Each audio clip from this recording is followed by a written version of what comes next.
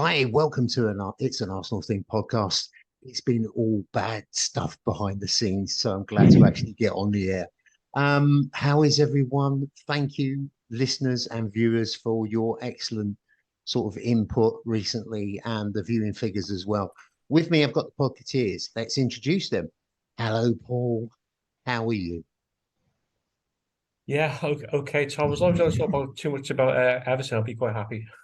Well, of course, we're not going to spare you that, are we? We're going to get stuck in. Two losses, but you must feel like it's deja vu all over again, mustn't you? Oh yeah, well, it's deja vu for the third season running at the minute. Here we go. Lauren, how are you in sweaty Barcelona? Yeah, pretty warm, pretty hot, pretty sticky, but making the most of it, Can't complain too much. Now, we were talking off air and we were saying about there wasn't much of a sort of after buzz about the World Cup. What's Yeah, that all not. about? I don't know. We were kind of saying to Paul there. I think it might be the fact, obviously Barcelona, they're not very pro, Spanish culture, pro Spanish identity. But it's strange. It's exactly like when the men won in 2010. The majority of the players are Barcelona players, and you kind of think they wouldn't have got as far as they did with that backbone. Don't know what it is, but yeah, I'm sure we're going to talk a bit more about that later on. Oh, yes. And Jay, back from holiday. Where did you go, Jay? What did you do? We went to Tenerife, so it was very nice. But as we were leaving, I don't know if you've been following it, but there was quite bad fires, wildfires on the island. So we were sort of the last couple of days of the holiday, the fires were sort of coming towards where we were.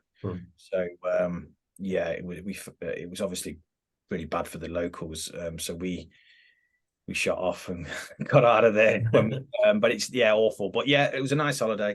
Good to be back. What season's this, Tom? What is it? Fourth now? Third? Full season, yeah. Fourth season. Time goes fast, doesn't it? When I'll you're get on the trying to win payroll the soon, league. Tom. I'll get on the payroll soon. One day. Yeah. One day. Well, we were saying about your internet last week being absolute crap, and we said Yeah. like he's minted, he can afford decent internet connections. Don't know why he's sort of strung up between two palm trees or whatever. So, guys, what we will do is we will talk about the World Cup, and we will talk about Arsenal's latest adventure, slightly disappointing affair at Crystal Palace. Firstly, while we were off the air, it was Thierry Henry's birthday. So let's talk a little bit about the great man himself. Paul, we'll come to you first because last week, because you weren't here, it was all very biased. But now we're going to have some level-headed thinking and chat. Paul, Thierry Henry. Has he gone already? Sorry, I amused myself. Thierry Henry, yeah, outstanding footballer, outstanding player, so skillful, brought a real new dynamic to Wenger's Arsenal team, a crucial part of the Invincibles side. Yeah, an absolute world-class player. It's one of the mysteries why he's never made it as a coach, because he was such a good player, wasn't he, as well? And the skill he could be passing on to people. Any manager, any fan would love to have Thierry Henry in the side. And even though he's got a shed loads of goals against us season after season, and you just sit back and admire the guy, because he's up there with the top three forwards I've seen in the Premier League days. Have you got an earthquake there, Paul? The old screen's going, you're bouncing around left, right, and centre. I don't know what's going on there. Lauren, thoughts of Thierry Henry? Yeah, I mean, I think when you think of Arsenal and you think of the players, he's probably the first player that pops into your head. Talk about club legend, he almost surpasses, Wenger in a sense. He really is the face of the club, and that kind of era, the Highbury era, and the Invincibles, everything they achieved. Unfortunately, it was slightly before my time, so I think the first match I remember him playing was against Leeds. Was it the FA Cup when he came back? And I mean, I think it kind of proves to you just how incredible a player he was. He could come back and score in a game like that, and I think he was voted man of the match even before he got on the pitch that game. It just shows you exactly what he means to the Arsenal fans. And I mean, you don't get a reputation like that for being an average player at all. And you think about the stick that Arsenal get in the press nowadays. It's hard for some of the pundits to big up Arsenal players. Thierry Henry is always top of their list for Premier League greats. Yeah, it's top man. Jay, greatest ever Premier League striker? Yeah, he's definitely up there. He always, like Lauren said, he always makes the all-time Premier League 11, doesn't he? Unbelievable. Love the guy. I can't really add much more than what the others have said. Although I did see something quite funny. Harry Kane's just had a baby, hasn't he? Yeah. And he's called it Henry. Still a bit of a gooner in there, isn't it? Really. I think I mean, it was always a pleasure to see Thierry Henry, but the poise, the skill, I think he had just about everything that you could possibly have. And when people talk about the very best, I mean, he is certainly up there. I mean, obviously it's biased point of view, which we love, but yeah, he's probably the #1 striker I've ever seen in the Premier League. But also Theo Walcott has retired, so we give him a little mention as well. Announce his retirement. What's your favourite, Jay? We'll stay with you. What's your favourite Walcott moment? Have you got one? It was funny that these two have come up together because he was kind of heralded as the new Thierry Henry, wasn't he? But it never came off. Yeah, took his squad number as well, didn't he?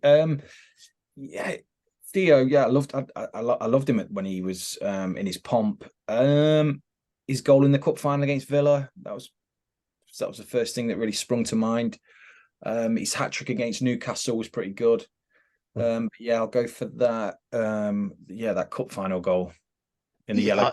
Paul, have you got some sort of remote control for this Zoom meeting? Because it goes to you and you're doing your hair and there's all sorts going on. There's all sorts of situation. I must tell you, Podders, this is not my computer. So I borrowed this because I'm actually in Exeter on holiday. That's what the problem is. And if you make the slightest of sound, the camera chases on to the next person. So Lauren, will come to you. Theo Walcott, nearly in your age bracket. Yeah, I remember that one now. Yeah, I think, obviously there was a lot of hype about him, kind of one of those, maybe not academy players, but one of those really young players that everyone kind of pinned hopes onto. In terms of goals, I don't particularly remember one standout goal, but I do remember that period just before he re-signed for Arsenal and he scored in a load of consecutive games, and I can't exactly remember when that was, maybe 2007, 2008, I'm not sure, but there was a period then when he looked like the real deal. He looked very, very good, and he was offered a contract extension on the back of that, probably a bit more money and everything. But I think the standout moment was probably when he was stretchered off against that game against Spurs, and he signalled the 2-0 to all the Spurs fans. Kind of become a bit of a cult hero off the back of that, I think. Absolutely. What about you, Paul? An unbiased feature on Theo Walcott? Well, I mean, I think as both Lauren and Jay said, that he was an outstanding young, talented player. Certainly, I think Arsenal saw the best of Theo Walcott in terms of his abilities as a footballer. I think in his early 20s, he was really close to being. He looked like he was going to be somebody who would set the standards for players to follow. And somewhere it never quite worked out. Didn't quite work out in the way I think one would have intended for him, because he was definitely one of the most outstanding English prospects to break through. I mean, it's quite strange, isn't it? He was selected for the 2006 World Cup final, wasn't it, when he was about 18? And he Quite never, shocked, wasn't it? Yeah, and he was on the back of scoring goals against Croatia in the 4-1 win, I think. And he never made another World Cup squad after that, which is totally bizarre. It's sad to say. I think he's a thoroughly nice guy, Walcott, as well. I think that is quite important in the days when he's not the type of guy to turn off a training in a gold suit and go car, is he? He always seems to be quite a modest chap. I think it's fair to say that Arsenal stitched us up when we bought him on and paid a highly inflated How unusual. a highly inflated fee for somebody whose best days were way behind them. But yeah, good football on his day, on his peak.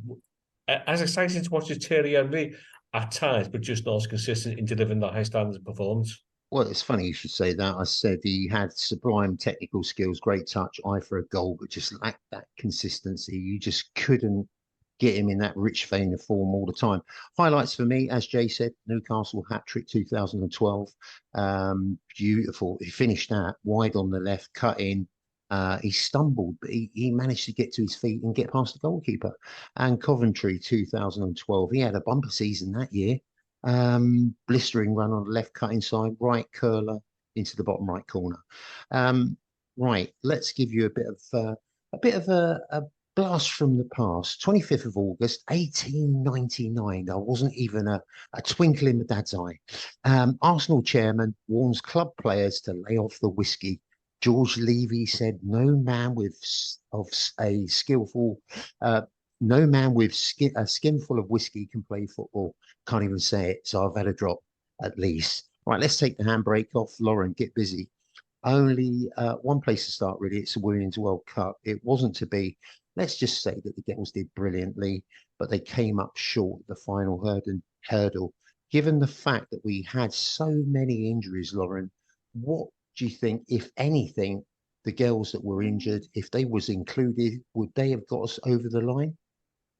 Yeah, I mean, it's tough to They, say they because I were think, key injuries, weren't they? oh, absolutely. You think back to the Euros just last year, and obviously we have the Arsenal girls, Beth Mead, who was player of the tournament, Williamson at the back as well, and Frank Kirby in midfield. Really, every area of the English starting 11 was in some way impacted by these serious injuries that date back to last season in the cup and everything. It's really disappointing. Obviously I'm a big fan of the English women's team. I think what Serena Wiegman has done is just unbelievable. Love the girls. However, I do think Spain were the better team on the day, and I think they just came up against very, very tough opposition. Thinking back to the Euros last year again, I say this still to this day, the England-Spain game was the best game of that tournament, and I think it probably should have been the final because they were both very well-matched teams. But injuries, a lot of changing of formations as well, which didn't happen in the Euros last season as well. So I think there was just a few different things that led to the unfortunate defeat. But everyone can hold their head very, very high. It was a great performance throughout the competition. A bit disappointing, but look how young the players are. You never really know what's going to happen next World Cup. Other teams are going to pick up injuries, and hope for the best that they can go on and they can get their hands on the trophy then. Well, here's a couple of bits for you. Something worth noting. Interest ebbed when Australia exited at the semi-final stage. Just shy of 2 million fans have passed through the gates in 9 host cities after Sunday's final. It was a crowd of 75,784. BBC announced a peak audience of 12 million viewers on BBC One. That's higher than the Wimbledon final in July, which is 11.3. And the World Cup final was also covered by ITV, a combined, I'm really having trouble today. A combined peak hit of a reported 14.4 million viewers. Just try and balance that out. The men's final, 88,966 with a record of 1.5 billion. So there's a little bit more to do in terms of viewers. But Lauren, let's talk about the game itself. There was a lot of rolling around, a bit of match skullduggery, Spanish players diving all on the floor, 2 at a time. It was synchronized diving at some points, clutching body parts and feigning injury. What did you make of it? I thought it was a tough game. I thought it was a very intense game. I thought there wasn't really any mistake that was made was punished. And I think that's essentially what led to the goal. A lapse of concentration because Spain were so disciplined. A very tight game, 1-0. I think that was a fair result as well. Because I don't think Spain dominated in the sense that they had a lot of chances.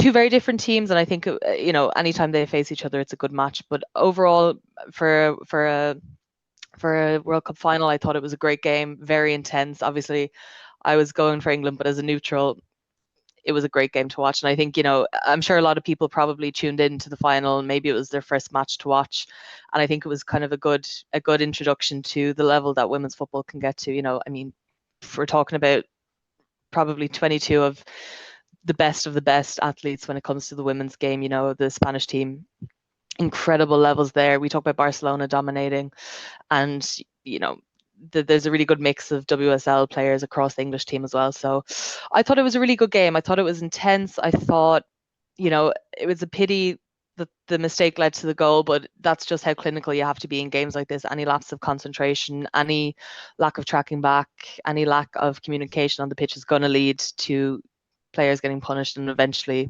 that's how Spain came out on top, I think. We've covered Spain quite a bit, haven't we, on the podcast with all their troubles, their trials and tribulations. But if you look at it, Spain under 17 World Cup winners, under 19s, they're figuring really good. Under 20s, I mean, why, Lauren? Why are they dominating not only at home or on European and the international stages? What's the issue? What are they doing that's so marvelous? It's a really great question, and I don't know, because we've mentioned the issues that they've had with the Spanish Federation. The women have complained about lack of resources, lack of support from the top, and they don't really feel like they're being supported in the best way they possibly can. We've mentioned that before. The only thing I can really think about is maybe it's off the back of that World Cup win in 2010, that golden period for the men's game. That probably sparked a huge interest in young girls coming through, that period from 2008 to 2012, where they won European Championships, they won the World Cup, as mentioned. I'm sure that has an effect on it as well. Everyone here is football mad. Everyone here loves the game, whether you're in Barcelona, whether you're in Madrid, it doesn't matter where you are. It is an integral part of being Spanish. Obviously there's a lot of other sports that are popular here. But football, really, you can't escape it. And, whatever they're doing right. Like you said, they're dominating across every single level. They really are the best in the world at the moment at it. And it's almost incredible to think, they're achieving that without the right support in place. So you can only imagine how good they could be if that came in. So hopefully, for the sake of fairness, by the time that comes in, everyone else will have a chance to catch up. But no, it's incredible. And given what goes on behind the scenes, I think a lot of credit should be given to the players themselves who've pushed and made it possible to achieve all what they've achieved. Now, I've got to just ask you, Lauren, we'll get back to the game in a minute, but did you see the head of the Spanish FA snogging the players on the lips and then doing a Michael Jackson crotch job? What's that about? Was he drunk? Was he just dizzy on the football? Honestly, apparently he's apologised, but it's not enough, is it? You don't expect the top brass of a football nation to be doing all that sort of thing. The whole situation, I honestly have been so shocked since watching it. I suggest you watch it, Podders. It's on YouTube, it's on Facebook, it's everywhere. But it's not he's actually easy watch. lip-locking. Yeah, it's not an easy watch, but I think it needs to be seen, and I think a lot of outrage needs to be, given towards this moment. He's sitting beside the Spanish Queen throughout the whole match. He's standing up there beside her on the podium. Was drunk. He had to be. I even then, I don't think it's excusable or anything. He was very friendly with a lot of the women coming up, hugging them, kissing them on the cheek, and then poor Hermoso got lip locked. Uncomfortable to watch, and even I'm not sure if you saw, but there was videos from the dressing room afterwards, and she said, I didn't really like this. I felt uncomfortable, blah blah blah. And obviously, we can laugh and joke about it, but this is the head of the federation, and we have a lot of people. 50 players came out and said they don't want to play for. Lauren, I'm so shocked. I find it funny because, I was the same. What's the thinking behind that? It's absolutely incredible. Anyway, let's get back to the game. Spain weren't giving him too much of a mention. Spain were just too good for me. I mean, in possession, recovery, in the marking, they beat us to the ball. We were clumsy in our passing. The Carmona goal in the 29th minute was well taken. It felt like it was always coming, didn't it? Yeah, I think it's such a classic. Sorry, I can't speak now. Classic Spanish side, and that when they get the ball, when they're given any inch of space, they're going to be clinical and they're going to punish you, and that's exactly what happened. I felt, obviously, I don't want to highlight anyone in particular, but Lucy Bronze's run left that bit of space there behind. There was 6 players behind her who could have covered, but that space just wasn't closed down. It was an amazing goal. It was very well taken, and I think Mary Earp showed on the World Cup stage just how good a keeper she is. There was nothing she could have done to keep that out. It was a well taken goal, and that's just exactly how Spain won the game. They were just that bit more clinical when the opportunities came, I think. Let's talk about our keeper. Wow, what a bit of a bit of bravado, wasn't it? She probably give it when that penalty was actually saved. She spoke her mind. Hello, Paul. He's back again. Full screen. It loves him, doesn't it? Very photogenic. But yeah, I mean, I don't know much about the keeper, to be honest. But she stood her ground. She made a great save, and I like that fiery stuff because it was a bit reminded me a bit of an Aaron Ramsdale type of setup. Absolutely. She is an amazing keeper. She's United's keeper. She won I think it's FIFA Best of the Year, some pretty wafty FIFA award, but she is pretty exceptional. She is a great keeper. I think often a part of the women's game that is criticized is the goalkeeping because, physical attributes, we're a lot smaller, we can't fill the goal as much. Also, lack of resources, lack of training. It's just not something that we're quite at that level yet of the men's game. However, I think she absolutely shits on that. She's incredible. She could go and goal for any team, and she's amazing. And like you said, she has that fiery passion in her. Her story is very interesting, actually. I'd recommend having a look at it. It hasn't been easy for her. She's come through, and something very interesting as well. Sorry to keep going on, but the England keeper's jersey was not actually made to be sold, and there's been a lot of outbursts for that. So I wonder, was part of her excited to get to show it off and prove her worth, because maybe it's not the best message you hear when your jersey's not being mass produced for the fans. What a save though. I thought, yeah, as soon as the player stood up to take it, I just felt like it was going to be saved. She looked confident, she looked like she knew what she was doing, and one highlight to take from a otherwise pretty disappointing result. Mind you, Hemp went close, didn't she? Hit the bar, and that was probably our best moment of the match. And after that, we just kind of ran out of ideas. Right, one last bit to talk about, Lauren. Let's talk about Bon Marty. Is that the way you say it? 25 years of age. What a player. General all-round game is excellent. One of the top players in the world, I would assume. Central midfielder, right-sided midfielder. But every aspect of her game is incredible. She's untouchable at the moment. I mean, every accolade she could possibly get this season, she's got.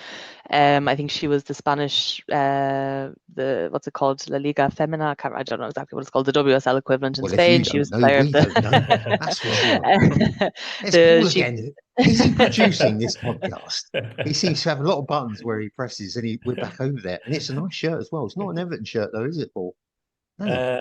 Anyway, Lauren, but it would be bad taste with an Everton shirt on the Arsenal. Come on, you should do it sometime. Why not? No, he's done it before. Yeah, you were saying, Lauren. No, I just think she's incredible. She's got every accolade she possibly can. I think she's an absolute shout. A safe shout for Ballon d'Or this year. She's after getting the league with Barcelona, the Champions League with them, possibly every domestic cup that they've won, and now the World Cup.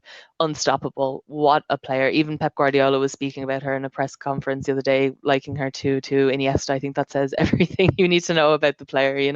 She's incredible.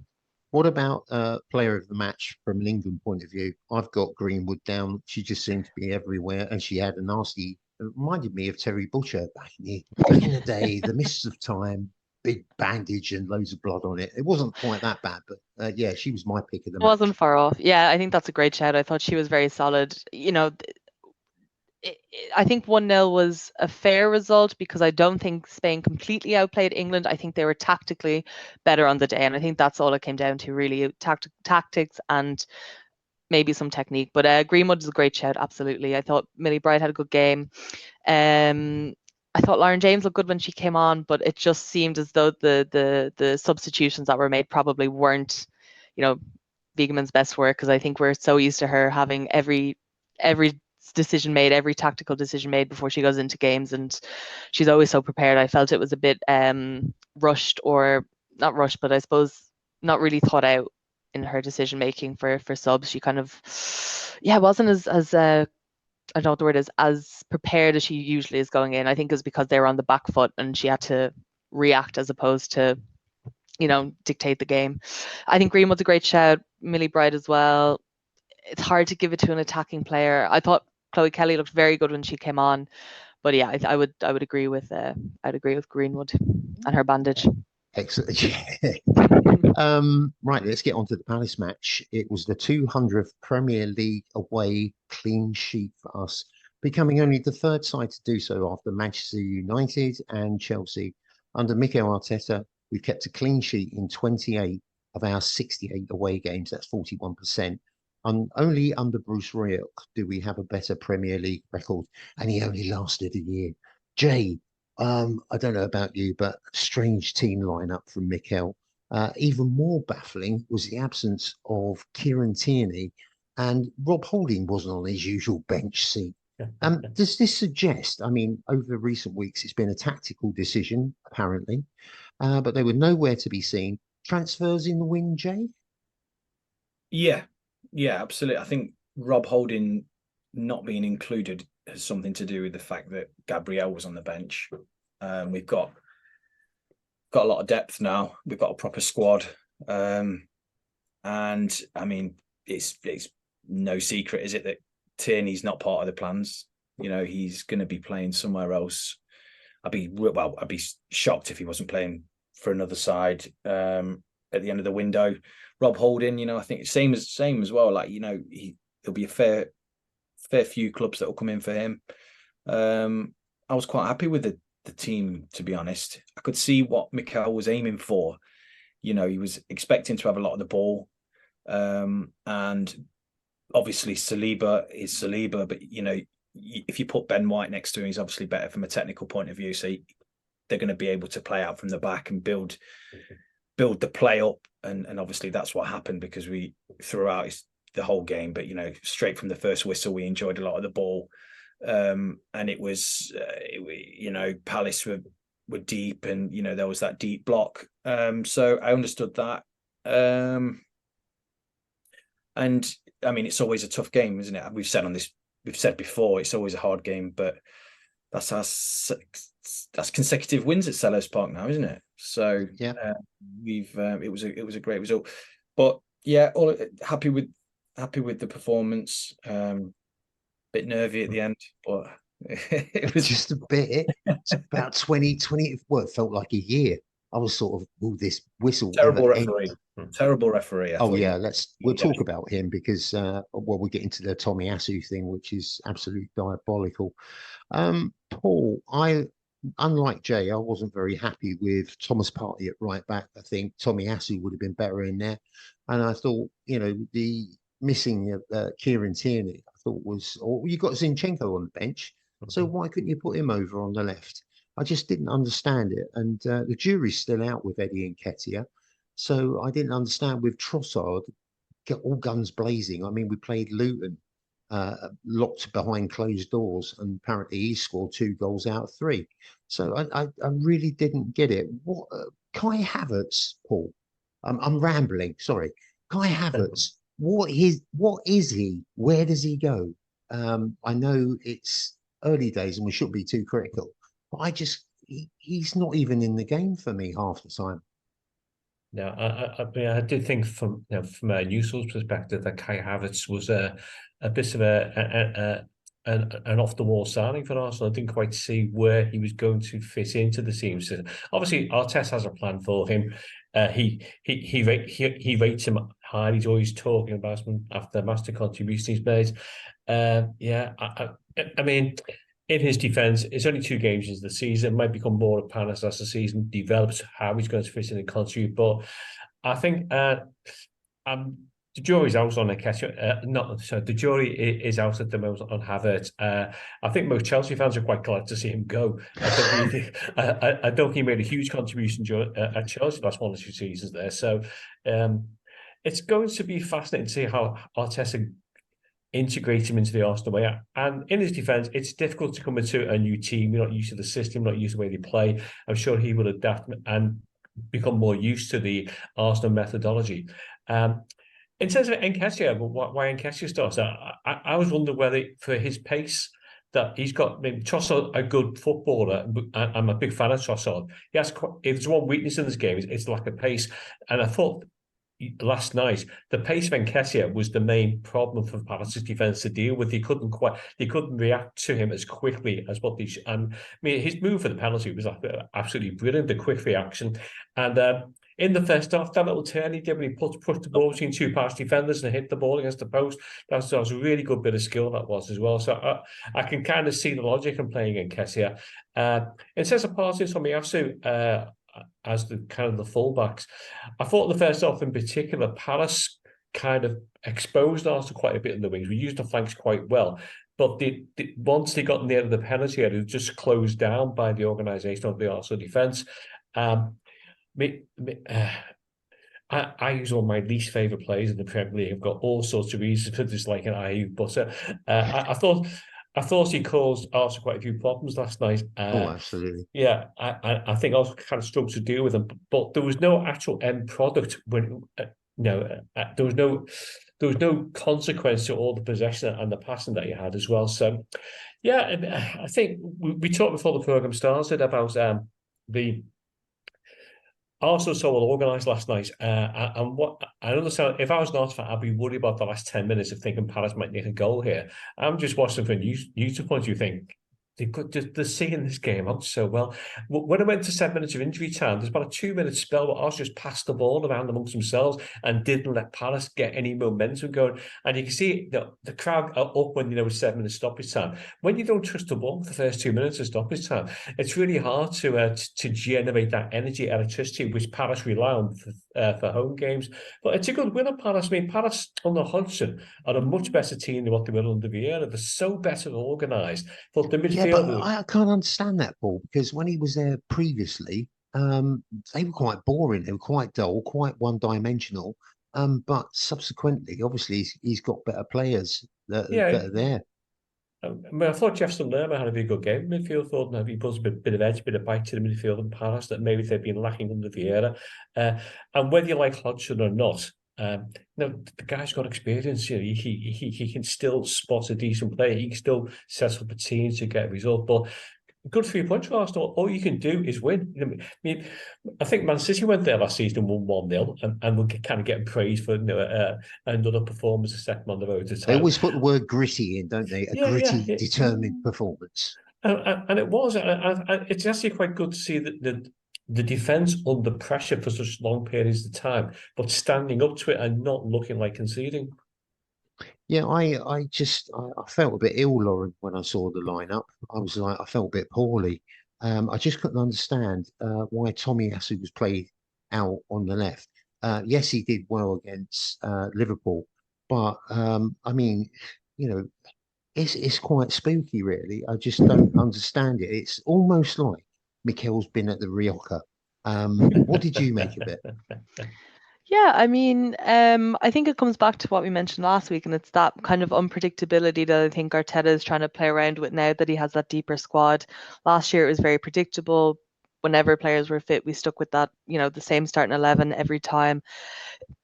City won the league last year because they were able to rotate and they're able to be as effective as they could be when rotating. And I think it's something that Arteta is trying to bleed into the squad now at the start of the season rather than, doing it through need. Obviously, Timbers is injured. But I think Tomiyasu at left back, to be honest, I thought he had a very good game up until the incident, which I'm sure we're going to get back to. But I thought he looked all right at left back. My issue at the moment is probably Partey at right back. We saw it last season as well. I'm not really. That's where I'm coming from. Really. It's nothing against Tomiyasu. It's like put someone there who can play there.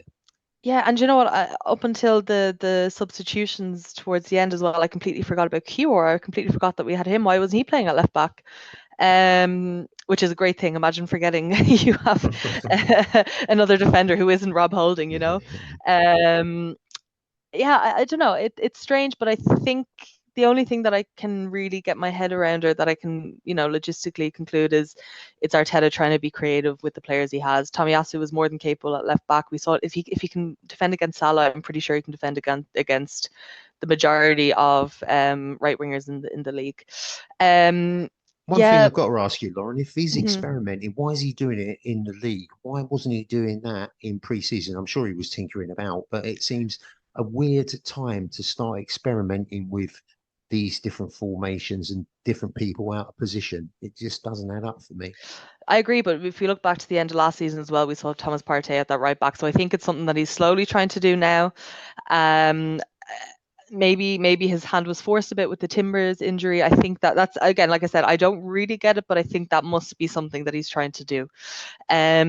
Just want to go back to Havertz. I'm not really sure. I don't know why Havertz is getting in. Why not play Trossard there? Why not play Smith Rowe? Obviously a big signing, very expensive, has a lot to prove, and obviously Arteta sees something, he wouldn't be playing him otherwise. But yeah, I'm still very much in the party of I'm not sure just yet.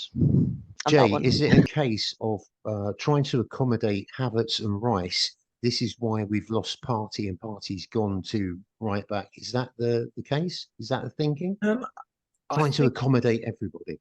I think when Zinchenko gets up to gets his fitness up and gets reintegrated into the starting 11, I don't think Partey, you won't see him at right back. I think Timber picking up an injury against Forest, before he got that injury, he was doing what the Zinchenko role. He was stepping into midfield when we had possession, he was filling into centre midfield just like Zinchenko did last season. Obviously, Timber picked up the injury. Tomiyasu, you're not going to get that with him. He's just going to be a lot more rigid, and he'll obviously support the left-hand side, but he won't step into midfield. So I think from that point of view, I think Arteta was forced into playing Partey there, because if you're watching that first half, the majority, because we had so much of the ball, he could step into midfield, and it meant we just had three at the back. And whenever Palace did venture over the halfway line, I thought Partey did all right. Defensively, did okay. You got Eze on that left. He's a tricky customer, and Partey did all right. I think he's definitely played there because of Timber's injury, and I think when Zinchenko gets fit, he'll slot back into that left side and then obviously support the midfield as a more natural midfielder, and Partey will be in the middle. And then obviously Gabriel can come in. There's so many options there, which is only a good thing, Havertz, right? So I'm going to give you a slightly different. I don't get me wrong. I'm not going to sit here and say he had an absolute stormer, but I think he does things. He's for the use of a better word, he's a bit of a shithouse. Like he does, he will do the dark arts, I suppose, in a way that Xhaka used to do it to a certain extent, maybe a bit more obvious. He'll time waste a little bit. And I can imagine he infuriates the opposition, and we haven't seen the best of him at all. And I get that the whole, what does he do? What's he offering? But it's only his second game, and he's getting used to a complicated midfield where it's so fluid. You got Rice overlapping, who had a good game last night. You got fullbacks coming into the centre midfield. And he's playing a different role than he did for Chelsea last season. He's a lot deeper, and he's going to be attacking. This fan base, I think we always need somebody to bash on the head. We always need to attack somebody, and he's the one at the minute. I'm more inclined just to give him a bit of a chance. I think what it is, Jay, I'm just confused. I don't see much input from him. I see little bits and pieces. Mikel's tried to upgrade. He's tried to improve the midfield, tried to make us better, and that's all. That's all I ever ask for. Odegaard, again, you're going to get your consistency from him, and he was good again last night. But you got 2 out of those 3 centre midfielders weren't at the club last year, and we started the season with 2 wins. Clean sheet, and I thought Havertz did all right. I think the next time, against Fulham, or the next time you get a chance to watch him, he does certain things that I am quite impressed with. His pressing's quite good, and his physicality is quite good. He'll win headers, or it gives us a different option, which last season we needed that option that we didn't have. We didn't have anyone who could win a header in the air. And we didn't have that sort of more physical striker or forward player. Well, we've got that now. But don't get me wrong, he's not the finished article yet. But I'm just going to give him a little bit more of a chance. I'm not going to condemn him yet. But I think it's encouraging. It's an encouraging start to the season, because we are seeing players playing different positions, and it's all fluid, and it's not perfect, but it's all right. 2 wins out. Exactly. 2 wins out of 2. That's all you want, really, isn't it? Yeah. Yeah, and maximum points. Right, let's just give you that team. Aaron Ramsdale, Tomiyasu, William Saliba, Ben White, Thomas Partey, Kai Havertz, Declan Rice, Martin Odegaard, Bukayo Saka, Eddie Nketiah, and Martinelli. Um, well, it was one of those atmospheres that you just knew what you're going to get, wasn't it? You just knew there was going to be a bit of cut and thrust, and it was going to be full-blooded, like it always is at Selhurst Park. Um, Roy Hodgson, I think, Paul, has to get someone, as you briefly touched on, up the front, because basically, if not, they're going to be slap bang in trouble. They fashion chances. And it's nice to see a Palace side without Saha rolling around, permanently on the grass. But he needs a front line player, doesn't he? Yeah, I mean, before the season starts, I kind of had Palace down as being, towards the end, towards the bottom sort of 5 or 6 of the table. So I was actually quite surprised by how well they played last night. I thought they were really well organised. But yeah, like a lot of teams in the lower half of the league table, it's having somebody who can score goals for you. So for me, Edouard's never been a prolific goal scorer. He might have been at Celtic, but I'd be a prolific goal scorer in the Scottish League. So I don't set too much store by that. But yeah, and they've never really had a decent striker for a number of years. Like that, Benteke was another misfiring striker as well. So I think they do need somebody there. I mean, Jay mentioned before, Eze. I mean, I think he's a really good player as well. I think their midfield looks really strong. They will beat teams, and they will create. They just need, as you say, they just need somebody to finish those chances. But it was a good test for Arsenal, because I thought the midfield battles was quite fascinating to watch. To how Rice and Odegaard dealt with the pressure from Decore and Lerma in the Palace midfield as well. So I'd also say 2 wins on the bounce, 1 home, 1 away. It's all about momentum at this stage of the season. Get to the international break with 4 or 5 wins under your belts. Get yourself in the top 1 or 2. Relax the international break, and then transfer windows close, so you know what you got to deal with. I think Jay, you mentioned before about Tierney, whether he's going to be staying or not. I mean, I'd be surprised if someone does come with Tierney. I mean, whether Brendan Rodgers might bring him back to Celtic or not, I don't know. But he'd definitely be an asset to any Premier League defence with his abilities on the left side there. I really hope Jay doesn't go, but I mean, you can't keep talking about tactical decisions and then he's not on the bench, and then 1 and 1 definitely makes 2. He's got to be going, but I don't really want him to go. I don't think any of us here want to see him in a different coloured shirt. No, he's a good left back, very good. But he's just not the type of fullback that Arteta wants, and he's so far down the pecking order now that I think, unless there's some 1 or 2 more injuries, he's just not going to get a look in. He would be an asset to anyone. His injury record as well is not great, and that I think Arteta quickly worked out that he couldn't rely on him from that point of view. So moved in a different direction, but he'd be an asset to anybody that came in for him. Absolutely. Right, let's get to that match.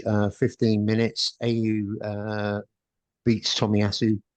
Before whipping in a quality ball into the 6-yard box, Ramsdale has to come for it, but he can only punch it so far.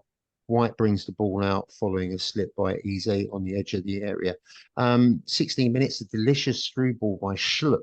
I always like that. Sounds like drinking your tea, doesn't it? Schlupp puts Edouard in behind the defence, but White steps in to make a crucial block and on the slide that allows Ramsdale to dive on the loose ball. 29th minute, off the upright, Saka dispossessed Schlupp, the one we like. I've got no tea. And jabbed the ball into Nketiah's path. Eddie squeezed between the defence to shoot for goal. Well off balance, wasn't he? Kind of all over the place. His effort bounces off the base of the far post and comes back out. Now, Lauren, we come to you. Eddie Nketiah, the riddle that is Eddie Nketiah. Some people like, as Paul said, he's got blistering pace. He's got a little bit about him where he can turn a player inside out, upside down. But then he just, when that chance comes across, he just doesn't take it. And he did it 2 times in this match, which was unfortunate. Are you with Nketiah or not? Is he a good filler for Jesus? I think, yeah, This I does think not for beat the sure. players up, by the way, Potters. We're just discussing it as you would do over a few drinks and a couple of Doritos. No, I'm very much in Nketiah's corner. I think he's great. I think, I wouldn't even have him as a backup for Jesus. I think he's a very different type of striker, and I think he plays a very different role to Jesus. I It's an thought he was unfair good last comparison, night. isn't it? I think it is. They're very different, and to be honest, I think he's probably the only out and out striker we have at the club. Obviously, Havertz and Jesus, but they're very different. I think Havertz and Jesus are more comparable in their ability to hold up play and their ability to, press. I think what Nketiah offers is very, very different, and I think if he was playing for, probably any other club, he would probably be a bit more praised. But the thing is with Arsenal, we spoke about this last week as well. A lot of the attack comes from the wide side, so it's quite tough for a central striker to shine in a team where you're surrounded by Martinelli and Saka. I've always been impressed with him. I think he always shows really good hunger when he's on the pitch. I thought last night he was very good. I thought his run for the penalty, which I'm sure we're going to get onto, was very clever. He has a hunger about him, which I think is why Arteta really, really trusts him, and he's happy to play him. Could he be more clinical? Absolutely, I think so. But he's still young, and I think I don't see Arsenal ever really playing with the Haaland type striker, with someone who comes on and who is the focal point, and we need to get to the ball to him to get into the back of the net. I think the way Arteta likes to play is he likes to have, a few tricksters, a few different players who, the striker is almost a false nine in every sense when Arsenal are playing, because they're really there to distract the centre defenders, to give a bit more space to Saka or whoever's coming on the overlap. I don't want to be too hard. I like Nketiah, and I thought he had a good game. I thought he was very unlucky, particularly the his shot that went off the post yesterday, a few more inches. I thought it was a very good turn. I thought he really, really looked good there. And I think on any other day, 9 times out of 10, that ball's going in from Nketiah. He's normally so clinical. And that's something that, other strikers that we have don't really offer. Well, Potters, instead of me moaning about a player, let's big one up. William Saliba, 35 minutes. White's clumsy touch allows AU to burst in behind the Arsenal backline. Saliba arrives to bail out the team. I mean, it was an inch perfect tackle, wasn't it, Jay? I was a bit worried when I saw the foot go in, and then I saw it from a different angle, and I was like, that is world-class defending. I mean, again, did he even get out of second gear last night? He's unreal. Like, he really is, and he just does it so effortless, isn't it? He just breezed around that football. But even at the end, he's winning headers, and he's just an animal.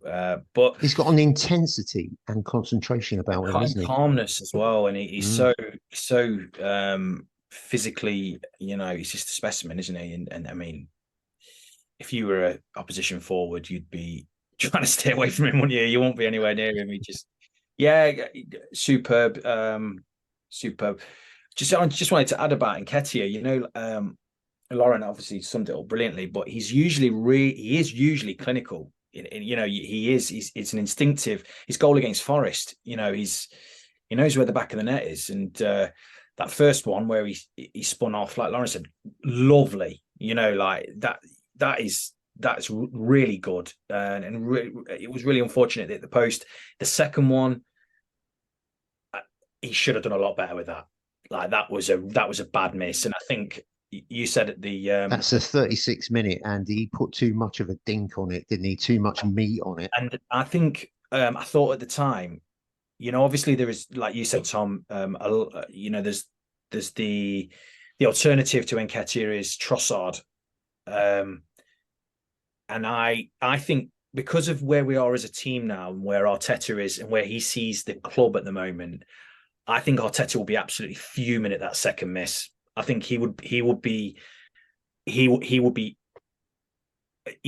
well, like I say, fuming. And I think you might see Trossard against Fulham because of that miss, because I think the team now, and I think Arteta expects those kind of chances to be taken. And if you he has to be ruthless, you know. And Trossard, you know, Trossard hasn't done anything wrong, like you said. He's been incredibly consistent. Finished the last season really well. We haven't seen much of him this year. You know, when he came on against Forest this season, rather, when he came on against Forest, he did well. I think, and this isn't I'm a big fan, like Lauren, like I'm a big fan of Nketiah, but I think Arteta will be, you know, secretly raging at that miss, because I thought, I said at half time, I thought that is a huge miss. And normally, or not normally, but the fatalist in me, you know, just was expecting them to score and us to, you know, how many times have we seen that film where we dominate a team and then sucker punched at the end? And I think we might see Trossard at the weekend because of that miss, because I think we're in a different stage now where we have to be ruthless. But excuse me, I just wanted to say that about Nketiah. Saliba, I mean, you're going to get a standard 8 out of 10 every week, aren't you? He's just unreal. Yeah. And I mean, what was he, 30 million? I mean, we've got an absolute beast on our hands. Absolutely. Paul, it's going to be difficult, isn't it? With all these top players, before we get back to the match, all these top players that we're trying to accommodate. He's got a bit of a job on his hands, hasn't he, Mikel? Yeah, but that's what he gets paid for, isn't it? You know, that's not an insignificant amount, yeah, Paul, as well. Yeah. I mean, that's why here's the big bucks. Yeah, well, of course, and it's he's obviously. I think we all kind of on this pod last season. I think it was lamented the lack of depth in Arsenal's squad, and that certainly was a pivotal factor in Arsenal not being able to maintain the challenge against Man City. So I think he's addressed the issue of gaps in the squad. I looked at the bench on Monday night and thought, you know, you got Smith Rowe on the bench who didn't get on. You got Trossard on the bench who didn't get on. So you thought, yeah, that bench is looking so much stronger than what it has done, you know, compared to last season. And I think, mind you, Paul, all the defenders got a whiz, didn't they? They all had a go. I've never seen so many defenders on a pitch. But I thought that was quite intriguing to watch, because he, instead of thinking that we can go and win this 2-0, you make the rash decision without 10 men. Let's just see the game out. Let's not take any chances, because, you know, Palace didn't look like scored despite all of the possession, and it just kind of meant that Arsenal didn't really pose a threat on the counter-attack, but you didn't need to, particularly because you're just containing Palace when they were attacking the Arsenal. They weren't really looking. I think there was one chance in the second half ahead of Edward, I think, when he could find a bit of space. But apart from that, there was no obvious goal-scoring threat. So it was a good tactical system that saw Arsenal through the second half. And I suppose as well, you're hoping that Arteta is maturing as a manager from last season's experience, that he's assimilated lots of things that went right, and also how he could improve as well. And at the point, I think both Jay and Lauren were mentioned about Nketiah, and I think you were saying, Jay, that maybe he'd be so frustrated about chance that Nketiah missed, Trossard will come in next week. It's good to have that option that you can do that. And go back to what you said, saying, Lauren, as well, about Nketiah being the only kind of forward at the club, only old type of fastest striker the club has at the moment. I think that's a really good point. And you do kind of wonder, with Jesus' injury records, maybe is Nketiah going to play more of a role this season than maybe the manager has anticipated? I don't know. Or is this why Havertz has been brought in, as Jay was kind of indicating there, that he gives another option if it turns out that Jesus' injury tends to be more severe than was first anticipated? I'm not quite sure, but going back to your question, sorry, Tom, I'm going to get. That's all right. Yeah, I love it. Yeah, it's good to have those choices. It's good to experiment with the different systems. I was quite intrigued last night watching the fact that the White-Saka partnership wasn't there last night, because I thought at times last season White and Saka linked up so well on the right-hand side of the Arsenal attack as well. I don't think Partey and Saka quite work in tandem as much as what Ben White did there. And going back to what everyone said, Saliba just brings a calmness and solidity to that defence that was so desperately missed towards the end of last season. It's kind of weird that you talk about that, because I do think with Partey and with Tomiyasu on those sides, basically, I mean, Saka didn't suffer as much as Martinelli, I don't think, but there's the chemistry that you can get between Ben White and Saka and Zinchenko and Martinelli. But the others may agree with me or may not. They can jump back in a minute. 42 minutes. I think. Oh, sorry, Tom. I think you can count on one hand how many times you'll see that again this season.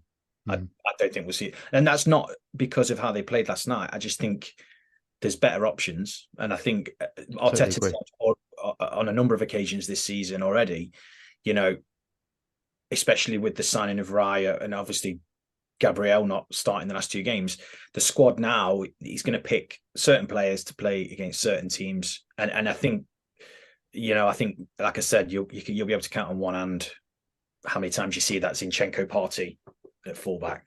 Can't imagine. Yeah, I think I totally agree with you. 42 minutes, Arsenal showed good possession in Saka and Nketiah. Odegaard arrives to curl a magnificent curling left footed shot to the top corner, but it's tipped over by Johnston. I was calling him Johnson earlier on. Second half, Palace come out with a ravenous intent. They really did step it up. 46 minute, there's a clever backheel flick from Schlupp, put Mitchell into open space down the left, and a whistling cross. But again, no one was in the box to pick it up and tuck it in. Martinelli had little to celebrate in this game, with Palace snuffing him out, and he had very little service to talk about. But the free kick in the 51st minute was quickly catching Palace off guard, Lauren. I mean, it was epic, wasn't it? I really didn't expect it. It's not very Arsenal, because we tend to sort of faff about a little bit and decide and have our hands over our mouths when we're talking about stuff. But it was brilliant, wasn't it? And Nketiah set about like a greyhound. Yeah, and I think that's exactly what he offers, that those quick turns, he gets away from his players. I think Thomas Partey also played a big role there, did very well to I was going to say body the player, but it blocked him off.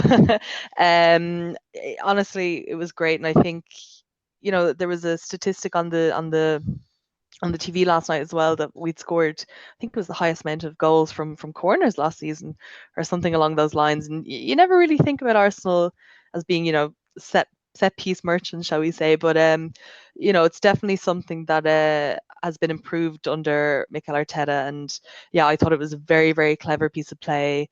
And this is what we mean when we talk about the rotation and to expect the unexpected, because obviously it's something that they've been working on. It wasn't, the way that Partey lined up and the quick turn from Nketiah. I think it looked like it had been practice, and didn't lead to a goal, but it led to the penalty, which in turn got us the goal and the winning 3 points. So, and I think credit where credit's due. It was well spotted by Martinelli, but the run by Nketiah there was sublime. Really, really clever play. All right, let's have a quick whiz round at those 2 valid points. Thomas Partey, did he interfere with the player? Should he have been penalised, Paul? No. That was pretty succinct, wasn't it? Jay, was it a penalty or wasn't it a penalty?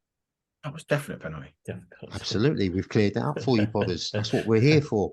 I was a bit surprised when obviously the penalty was clear for me, and then when they backtracked it to the party piece. The party piece. I didn't think there was much in it. It was all a bit minimal, but the referee did have a bit of a shocker. Let's get to that referee. The first of the Tomiyasus takes a fairly long time to throw a routine throw in. It's met with a yellow card, but I think it was Havertz first off who seemed to have the ball, and it's one of those annoying ones. I don't really like it, even with Arsenal, where you're going to take the throw and then you go, oh, do you know what? Do you want to take it? That annoys me. That really does annoy me. But I think it was about 15 seconds Havertz took, nothing. Tomiyasu gets hold of the ball, takes about 8 seconds and gets penalised with a yellow card. Jay, is that right? I know the rules have changed for time wasting, but Kai Havertz wasted 15 seconds. Tomiyasu wasted less and got a yellow card for it. So Havertz should have got the yellow then. Oh, yeah. I thought it was a silly. It was one of those cards where you won't see that in the second half of the season. That were just those kind of decisions. Surely you just add the time on, wouldn't you? Yeah. But I know they're trying to stamp this out, but you won't see that. And it's just the referee's trying to make a point. I thought it was harsh. You could see on Tomiyasu's face, he was like, he just picked up the ball, but Yeah, it ultimately, really did piss me off. It was like yeah, we're back to that where they've got a new rule and it's down to interpretation. That's the personal interpretation of a referee. And it didn't really stack up in my head. Right, let's get to the second one. A yellow for Tomiyasu, or red. AU turns and races away. The Arsenal left back who slightly paused. It was minimum contact. I just really didn't see it. What did you make of that, Lauren? Are you fanning yourself with a palm leaf or something in the background, or is it a Waitrose bag?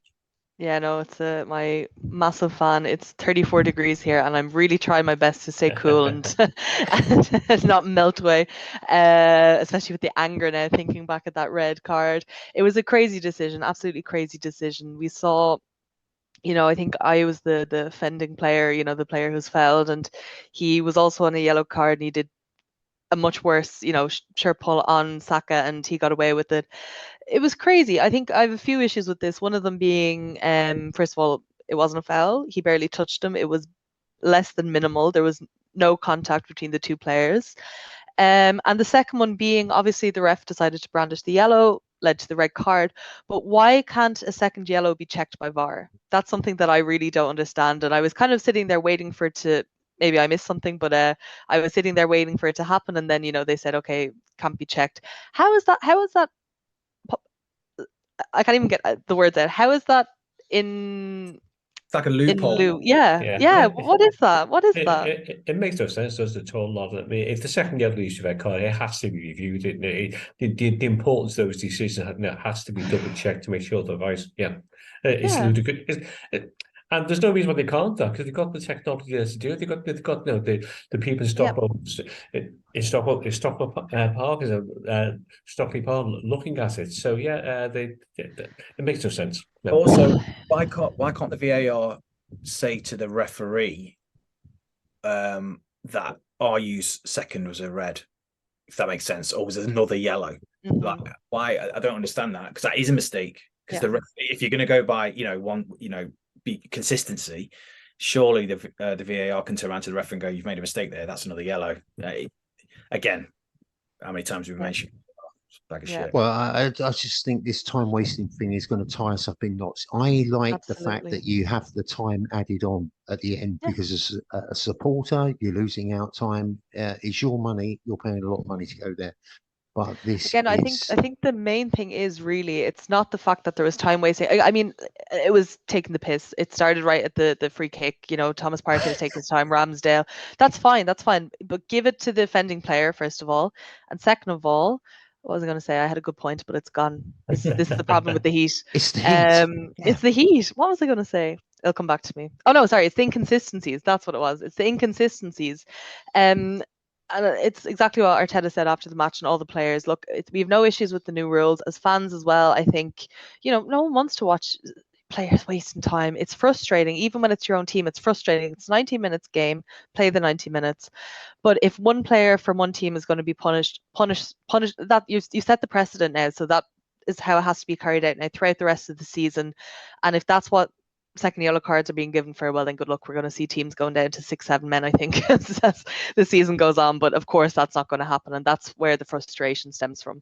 Well, here's an interesting one for you and for the podders. Referees have been told to clamp down on time wasting and dissent this season, with 18 yellow cards for dissent and 14 for time wasting in the opening two weekends, rather. Those 32 in just over 5% of a season, compared to 174 against the entire campaign last season.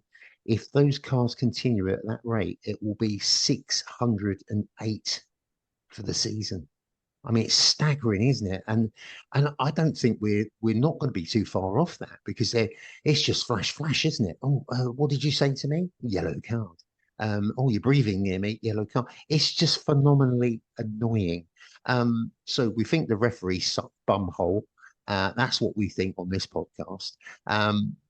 Paul, what's the overall problem? Why can't we get referees that know what they're doing? Why does it every season, game after game after game, VAR or referees? It's a boring subject, isn't it? But we're going to do it again. I think every podcast at every club in the Premier League will have this conversation season after season, and we all have our own particular pet hates in terms of referees as well. I think in the referees' defense, it's a really tough job being a referee. Isn't it? You look at the young referees come through the Sunday League system, trying to establish themselves, the amount of abuse that they take, and routinely trying to work their way through. And I think there's a lack of sufficient numbers of top quality referees coming through. So therefore, the referees that we have are not quite at the high caliber that you would expect. I mean, I've always kind of been a big fan of, if you take a pan-European view of the game, well, why can't we rotate referees between leagues? Why can't we have some Serie A referees coming in and doing some games for us, or some La Liga referees coming in with their experience? If there's a view that there's a lack of quality in the Premier League referees, I'm not quite sure. Because when you look back, like Sir John Moss, who was patently unfit and overweight, was still refereeing games when he was about 54, 55, which kind of gave an indication of the lack of quality coming through. So, yeah, it is a big issue.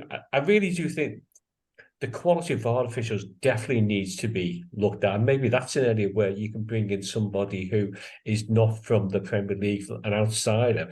Because I just think, when the referees meet for their training conference and things like that, you can just sense no one wants an atmosphere where, why did you change my decision? Why did you make me go to the TV? That was a bad call, because they socialise away from the game as well. I'm sure they all support each other in that respect, but sometimes that link between them all can work against their objectivity, possibly. And if you're a young, aspiring Premier League referee on VAR for your first time, and you're telling an experienced referee, you made a bit of howl there, mate, go over to the screen, look at it again. I just wonder how that plays out away from those kind of arenas. But yeah, you think referees would be better with the access to technology, and it hasn't really, to me, made that huge amount of difference. I think it's just made it worse. Jay, does this performance is it a statement that underlines that we have no longer got the soft underbelly where we just chuck games away when we get nervy and we're getting the pip squeezed? I think, well, yeah, I think it certainly indicates. We can have a tussle over a point or two. I mean, Paul mentioned about Arteta, learning from his experiences last season, and the players obviously went through those experiences as well. So you live and hope that they've learned from that. I mean, having your best players on the pitch makes a massive difference, and it's a very obvious thing to say, but you have, you've got a spine of Ramsdale, Saliba, Declan Rice, you've got Saka, these are world-class players. And if they're on the pitch, we're going to win more than we lose. So I love wins like that. It's grubby. It's that whole like backs to the wall, and I loved Arteta's substitutions, and I mean it demonstrated the depth. Jorginho, when he came on, how many times did you see him just pick up the ball, 5-yard pass, and I mean, Paul again mentioned it. There was a period in injury time or extra time or whatever, added time, where we kept the ball for about 2.5 minutes. And that's what you want to see. That is something new. I'm not used to seeing that, where we're defending a lead and we're keeping the ball for that long. So you live in hope that we've learned, and that's the demonstration that we have. And you can't always win 6 or 7-0, or you have to win games like that, and it's a tough place to go. And an evening kickoff, it's always hard there. And we got the win. When that final whistle went, I mean, there was that scramble at the end, wasn't there? I don't know if you remember. Ramsdale came out, missed the ball, and then it was like, oh my god, they're gonna, I think their lad smashed it into the stand behind, and you could see there was a little bit before that as well. What I love to see, Gabriel had come on and he made a really good tackle, and they were all like high fives and chest bumping each other, and great team spirit. And I didn't see any of the shenanigans after. Were we over celebrating again? Or? Just went to the away end and clapped the fans. I mean, I mean, over celebrating. I don't think. Can you do that? Is that even a thing? You know, It is when it's Arsenal. Yeah, Yeah, only Arsenal Good fans. point. Very good point. Very good point. Yeah, it is. But you know, you play the game to win, and to get an away win in the league in that circumstance, and down to 10 men, it was brilliant. You know, and obviously the Timber injury. You know, that's a major. You know, especially before the game, that's obviously going to be playing on the players' minds. So great win. Look, I loved it. Loved it at the end. Fantastic. I was relieved. I had to go down and crack a bottle of beer. That's how it was. Right, let's give you the match stats. Crystal Palace first, Arsenal second. 14 shots, 14 for Arsenal. 2 on target for Palace, 3 for Arsenal. 46% possession for them, 54% for us. 428 passes for them. It's quite close. 489 for us. Pass accuracy of 86% for them, and 86% for us. Mason Greenwood, we're just going to get outside the Arsenal bubble for a minute. He's going to struggle to find a club, despite Man United initially trying to integrate him back in to the Man United fold. I think it shows a bit of character on their part that they've let him go. Lauren, will come to you first. For no particular reason, but your point of view. Mason Greenwood, for me, career finished. Shouldn't ever treat anyone like that. It was enough to suggest, although it wasn't a criminal conviction, that basically his behaviour was shocking and inhuman. Yeah, I mean, we've all heard the audio, we've all seen the pictures. You know, when it kind of came back up in the news that he was, you know, being considered, and I do think United did actually consider trying to reintegrate him back in, and I think a lot of credit to the fans who stood up and protested it, and they listened to it. So I think that was really good on their behalf. It was disgusting. It's really, really vile, and he should never be allowed back on a football pitch. But honestly, I don't think that he's going to struggle to find a team, maybe somewhere elsewhere in Europe. Maybe some, you know, he could very easily go to Saudi, and they wouldn't bat an eyelid. No, They wouldn't, you know, and that's just the unfortunate way that it is. Saudi was just an example there. I'm sure he's going to find a team elsewhere.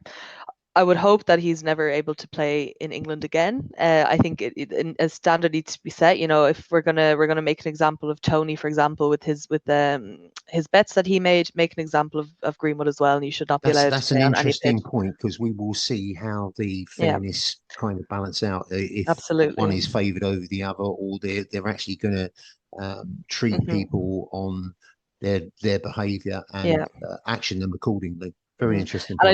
I don't think they're comparable in any way at all. I think, you know, one was, you know, it was bad. They shouldn't be betting against games, but there's no excuse for violence or for any other thing. So they're not comparable in that sense. But I just think in terms of, you know, how they should be handled, he should never ever be allowed to play.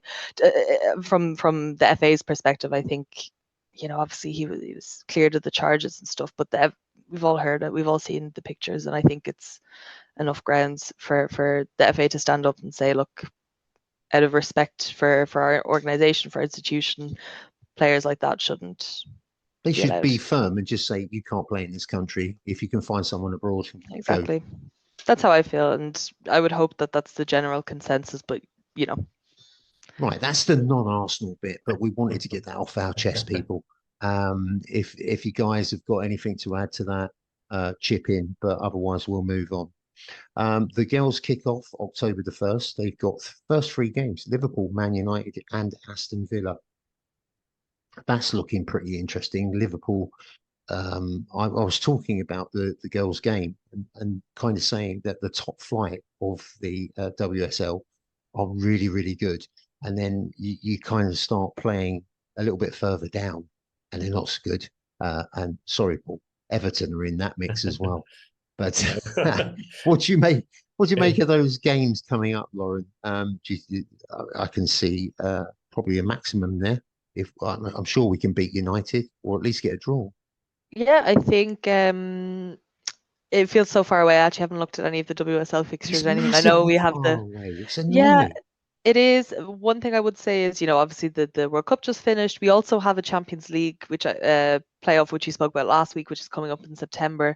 But you would like to think, I think Liverpool, United, we should come away with maximum points there. I think Villa are going to be tough. I think Villa proved last season just how good they are. So, if we came away with 7 points there, I think I'd be pretty happy. Right. In the Premiership, we've got Fulham, Man United, and Everton are the next 3 matches coming up. Oh, Paul, I just hope that you did. Yeah, I don't want to go against the grain of being an Arsenal fan and wish you a point, but Christ Almighty, you really do need to get a lick on, mate, don't you? But unfortunately, I mean, given our recent home record against Arsenal, Goodison Park, that might get our one bank of 3 points, because I think Arsenal got a terrible record at Goodison Park. They have, yeah. You really have. It's surprising, isn't it? Because you think that that would be a guaranteed 3 points, but it's desperate times, as I think we talked about before the pod starts. The Arsenal game is the first one back after the international break, isn't it?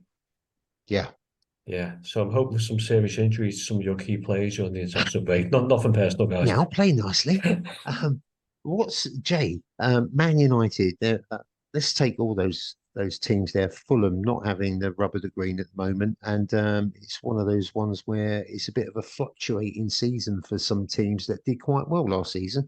Man United, what have you made of them recently? Awful. I Boring. think they are. I mean, I can't see much of an improvement on the team, the Ollie Solskjaer version or the Rangnick version. To be honest, they've got a lot of players that, I mean, they're like the police. You imagine Arsenal and Man United are superheroes, or Arsenal are superhero, United are the arch enemy. The squad's full of players that, I mean, Fernandes, Anthony, Lisandro Martinez, they're all come across anyway like absolute wankers. They don't come across like very likable people. Selfish. I don't know if you caught any of that Spurs game, but they were. I mean, there was the header in the first half for Fernandes, but they got absolutely battered. And against Wolves, first game of the season, same again. They got battered at Old Trafford. It was just mainly down to Wolves not being able to score that they managed to get that win. So, I'm not sure Ten Hag will last the season, to be honest. I'm sure. I was just going to ask you that and say, do you think he's going to go a long way? Well, I think that League Cup win last year, you look at the teams who they played, that bought him a bit of credit, I suppose. But they don't look a united group, do they? No. They look all over the place. They've got, obviously Maguire, who. I mean, you look at the way they play now, you'd probably put him back in and you'd probably give him another shot. But you're in trouble when West Ham give up on Harry Maguire. The only thing I'll say about that Man United game is that they still have players in the squad that can pull out a performance. We can't be just expecting just to roll over them, because they've still got good players. And obviously that fixture, Arsenal, Man United, Arsenal, is always high tempo. There's always an emotional fixture for everyone. So they've still got good players. But this season so far, I mean, I don't know. I think they play Forest, don't they, the weekend? Who've looked all right. So let's hope Forest can get a result. And Man United coming to that game against us, struggling for confidence. But it's great, isn't it? It's great to see. I think Roy Keane summed it up, didn't he? He said, Man United are the new Spurs, which I thought was quite. Is that what he said? Brilliant. So brutal. So brutal. Podcast family, thank you very much for tuning in. Thanks for your support. I mean, it was amazing. We didn't do a stick during the summer with the transfers and all that sort of thing going on, and the viewership was really good. So thank you very much for that. We take nothing for granted. My thanks to Paul, Lauren, and obviously Jay. Back a little bit of sunburn there, is there, Jay? My face is red raw. Look at mine. Look, I look like a tomato with hair. Back to 30, Tom. I was back to 30 every day. Yeah, I got well blistered up, and the missus is sort of got all these aftercare sprays on and whatnot. If you've got anything to say, it's an arsenalthing4@gmail.com. We will see you next time, and hopefully I'll have the entire team back again. It was brilliant to see you all. Thanks ever so much, and I'll see you on the next one. Take care, guys. Thank you.